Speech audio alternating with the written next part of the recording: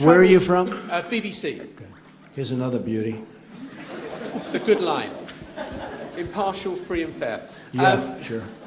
Mr. President. Just like CNN, right? On the travel ban, we could banter back and forth. On the travel ban, would you accept that that was a good example of the smooth running of government? Yeah, I do. Let me tell you about the travel. Were there any mistakes in that? Wait. I know who you are. Just wait. Let me tell you about the travel ban. We had a very smooth rollout of the travel ban, but we had a bad court. That's the only thing that was wrong with the travel ban.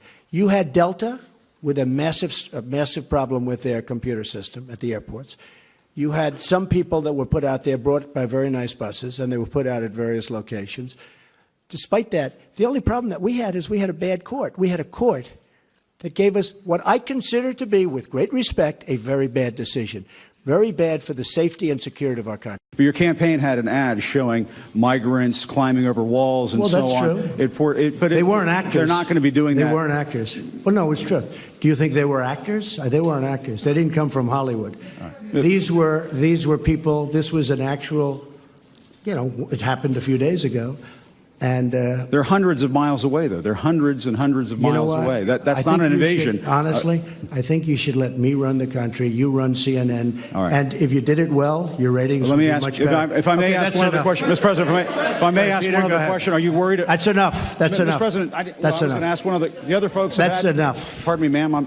Mr. President, that's enough. Mr. President, I had one other question, if I may ask, on the Russia investigation. Are you concerned that you may have? I'm not concerned about anything with the Russian investigation because it's a hoax. That's enough. Put down the mic. Mr. President, are you worried about indictments coming down in this investigation? Mr. President. I'll tell you what, CNN should be ashamed of itself having you working for them. You are a rude, terrible person. You shouldn't be working for CNN. Go ahead.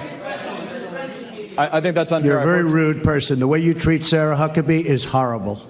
And the way you treat other people are horrible. You shouldn't treat people that way. Go ahead. Go ahead, Peter. Go ahead. In Jim's defense, I've traveled with him and watched him. He's a diligent reporter who busts his butt. Well, I'm not a big fan of yours either, so I understand. To be honest.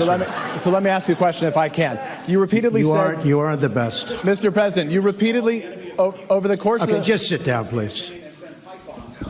Well, when you report fake news, when you report fake news, which CNN does a lot, you are the enemy of the people. Go ahead. Mr. President, over the course of the last several days of the campaign, sir, at the end of the campaign, you repeatedly said that Americans need to fear Democrats. You said Democrats would unleash a wave of violent crime that endangers families everywhere. Why are you pitting Americans? Weak on crime. Why are you pitting Americans against one another, sir? Peter, what are you trying to be him? No, Peter, I'm just asking the question. Let me just tell you, very simple, because they're very weak on crime. Because they have often suggested, members and people within the Democrat Party at a high level have suggested getting rid of ICE, getting rid of law enforcement. That's not going to happen. Go ahead, take the. Well, I'll give you voters. I will give you voter suppression. You just have to sit down, please. Sit down. I didn't call you. I'll give you voter suppression. Take a look at the CNN polls, how inaccurate they were. That's called voter suppression. Go ahead, please. Thank you, Mr. President. I'm not responding. I'm responding to. Excuse me. I'm not responding to you. I'm talking to this gentleman. Will you please sit down? Excuse me. Would you please sit down? Please go ahead. Thank you, Mr. President. Now that the House of Representatives very hostile. It's such a hostile media. It's so sad. You asked me about. No, you rudely interrupted him. Go ahead. Thank you very much, Thank Mr. you. President. When the allegations first surfaced, you initially said how important it was for Dr. Ford to testify and that you wanted to hear from her. I do. But I wish it could have gone quicker. Well, you also said that if what she said were as bad as she claims, surely her or her parents would have reported it. And just today you said you would have. Well, there is a truth. I mean, there is a chance that her parents could have reported it 36 years ago. So my question is... It doesn't mean they had to report it because in some instances people keep it quiet. It's a very tough situation for a woman. There's no question about it. And in some cases they do report it. Frankly, had they reported it, it would have been pretty amazing, wouldn't it? But I guess they didn't. And that's okay. I'm not saying they had to report it because it's a very personal thing. It's a very big problem. There's no question about it. Go ahead. Do you want to hear her story before? I'd like to you hear draw her story, yeah. conclusion, Well, we're or giving her have you time. already made up your mind? They would have given her time last week. This is the United States Senate. This is the most important position that a president can give out, I think we can say by far. I've actually heard it's the most important decision a president can make. I disagree with that. War and peace. I always say war and peace. And after that, Supreme Court justice, right? I look forward to hearing from her. We could have heard from her last week. We could have heard from her for a long time. It'll be interesting to hear what she has to say. Okay? Let me follow up on Jim's question. Mr. President, let me follow up on Jim's question that I don't think we got an answer to. Which one? Which question? How have your personal experiences being accused by more than a dozen I've been accused. women of I've been sexual accused. misconduct? False accusations. Right. Excuse me. How have those... I've been accused. And I was accused by, I believe it was 4 women. You can check with Sean Hannity. You can check with Fox because they covered it very strongly.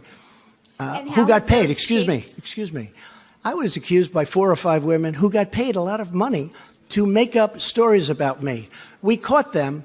And the mainstream media refused to put it on television. They refused to even write about it. There were 4 women, and maybe more. I think the number is 4 or 5. But one had a mortgage paid off her house, $52,000. Another one had other things happen. And the one that reported it, I believe, was offered $750,000 to say bad things about me. And she is the one that reported it. This woman is incredible. She reported it instead of taking the money. So I've had numerous accusations about me. Right. They made false statements about me, knowing they were false. I never met them. I never met these people. And what did they do? What did they do? They took money in order to say bad things. I've had stories written in the New York Times front page about 4 women, the whole top center front page of the New York Times. I think it was 4 big pictures. I said, wow, that's a big thing. What's that? These were women that were quoted saying bad things about me. Not the worst things about me, but bad things. And I said, gee, that's too bad. I knew them a long time ago, 15 years ago, 20 years ago. I said, that's too bad. I'm surprised at them. And then all of a sudden I see them on television, nothing to do with me. The next day or day later, they were incensed. They said, Donald Trump is a nice guy. We never said this. The New York Times did false reporting. They're fake news. And you know what? The New York Times would not report that their story was fake.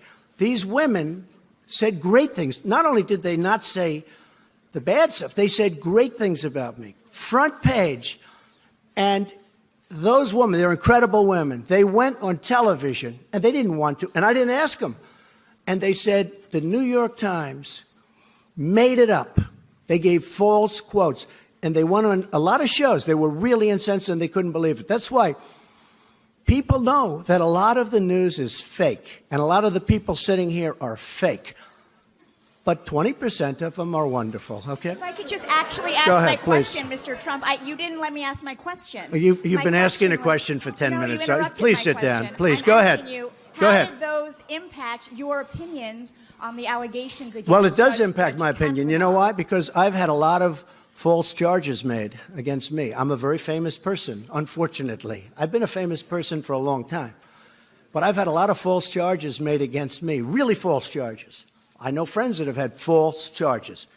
People want fame, they want money, they want whatever. So when I see it, I view it differently than somebody sitting home watching television where they say, oh, Judge Kavanaugh, this or that.